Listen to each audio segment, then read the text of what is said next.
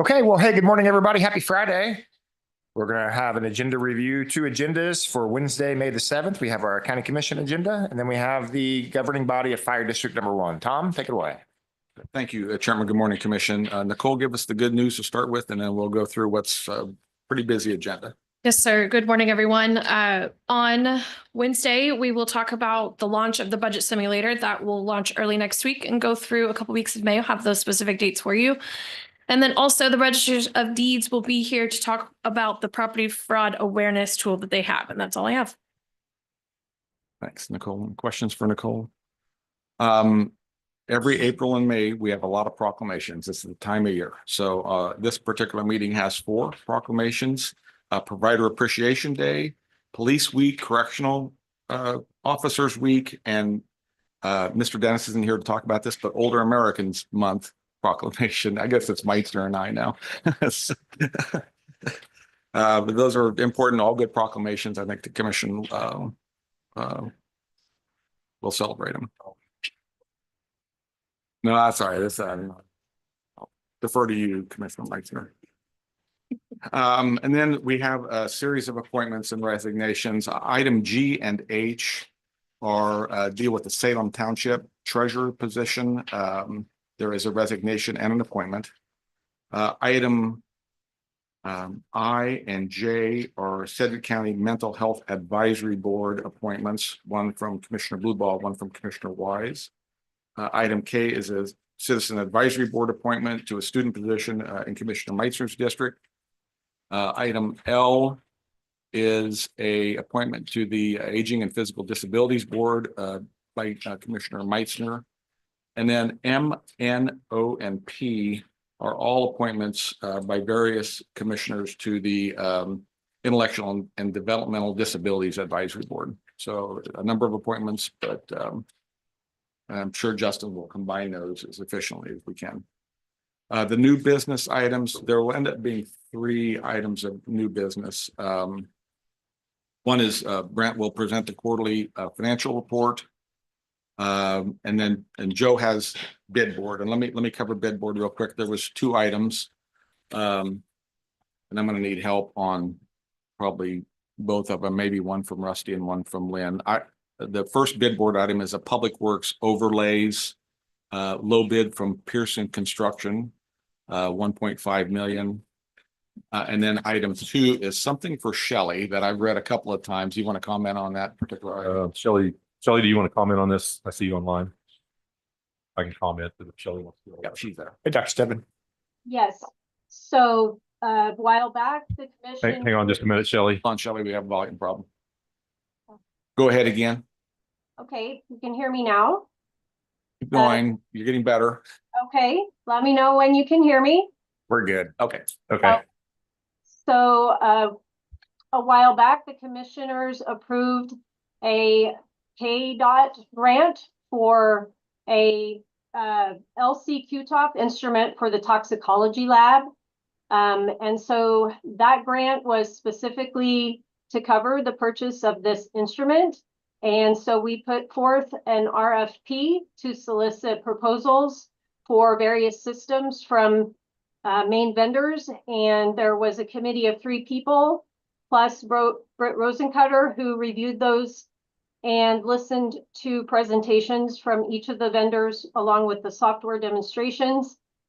And then following the scoring matrix that we developed in the RFP, we submitted our scoring and selected or recommended Agilent Technologies Revident system to be purchased with this grant money. This system will expand our capabilities to detect the novel and psychoactive drugs that are emerging in the drug market that we're not currently able to detect or resolve, and do some untargeted testing, and hopefully just expand our capabilities in-house for determining the cause and manner of death, and obviously expand what our testing capabilities are for impaired drivers, which is the main interest of the KDOT and the purpose of the project funding. Okay. Thank you, Dr. Stebbin. That's very helpful. I vaguely remember the application. I have not had a chance to review bid board minutes yet or any of this stuff. Any information on that grant? This covers the complete purchase of this equipment? Is there a match? The The grant- money, go ahead, Shelley.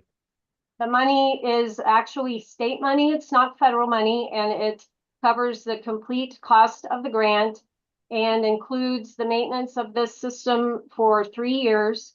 So we won't be needing to be worried about the maintenance and performance checks that it requires for its calibration in the upcoming years. And the only difference between this grant and some of the other grants that I've personally dealt with is we will have to pay for the system and be refunded for it. And that was clear in the agreement for the grant.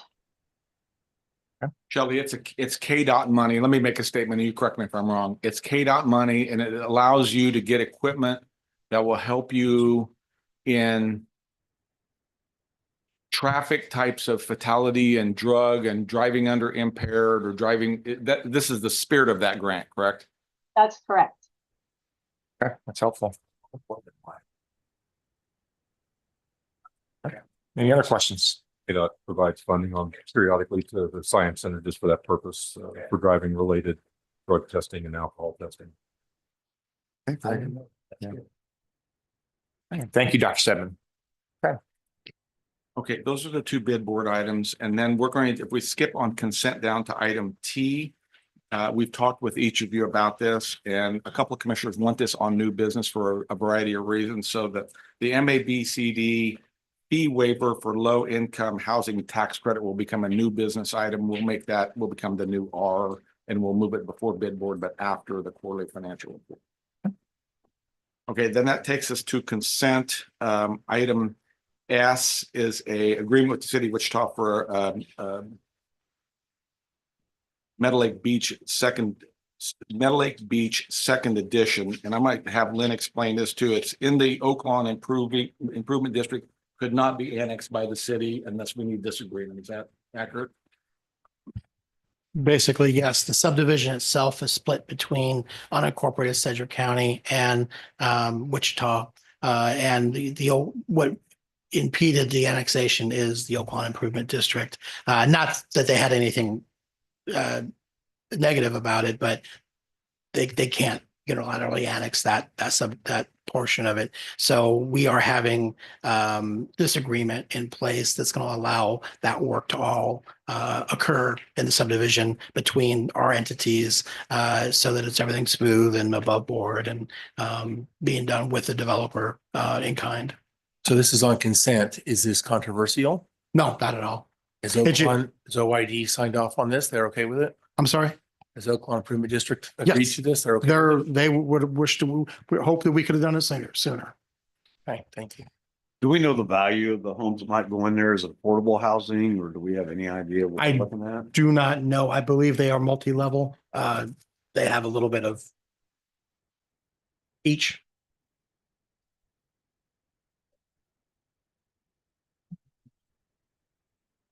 Wouldn't call it a beach or a lake, but it's got some water features. Could we find out maybe what the potential value is of those properties? Just trying to see what kind of growth is going on here. Yeah, we can definitely reach out. It's all new construction, so it's new streets and new dwelling spaces. Right, I'm just trying to find the value of the properties, if it's beachside or if it's something similar to what's in the area, just trying to get a good understanding of what's going on. But if we can visit offline, if you know Okay, more about that'd be it. great. Thanks. Item U is the support agreement, and Chris is here. I didn't see him until right now, in case there's any questions about this, but he's been working on an agreement with Andover to provide commercial plan review and permitting for that city. I've asked Chris during his budget hearing that he can kind of summarize for you. MABCD covers codes for a lot of class 2 and 3 cities, and we even have a footprint in Sumner County and now one in Butler County as well. So I wanted him to summarize for the commission during his budget presentation all the services he's providing to these outside entities. But this is the latest in agreement. It's a beneficial, cost neutral kind of situation where the fees and the charges for the services will come back into Chris's department. It's good for Andover, so they don't have to keep a full-time person there to provide a service that probably doesn't justify an FTE. Is anything else, Chris, on that? So if there's any questions, I mean, he can.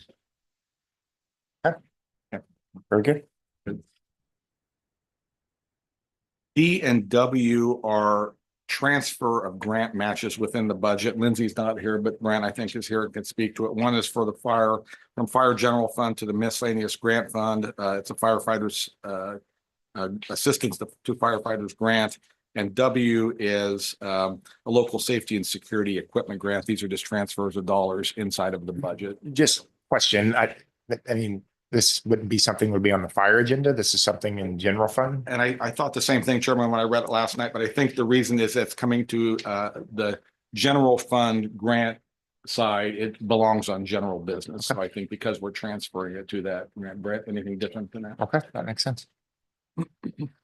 Item X is a large event application for, I won't try to pronounce that, but it's a car show at Sedgwick County Park. It's been through the proper process and policy and has been approved. Okay, I got the bug around. Give me the first part of that, Commissioner. My turn, you can. And this, yeah, they do it every year. So it's past the process.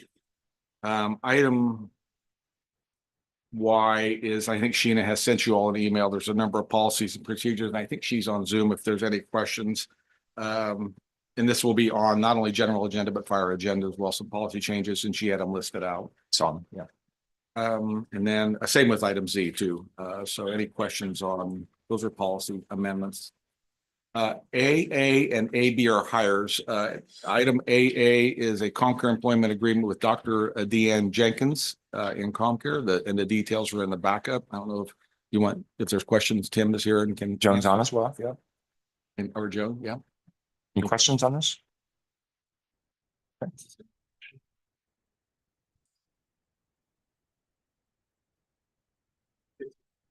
Existing positions, part-time position. She's a child psychiatrist. So we're glad to have her back. She's replacing someone else. It's already.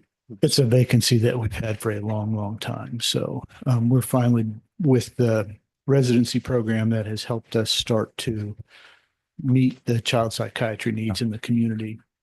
I had some data, just a side note, that when I first got to the commission, there were 6. We celebrated the 6th child psychiatrist and saw some data the other day that there's up to 10 now in the Wichita metro area. So it's good.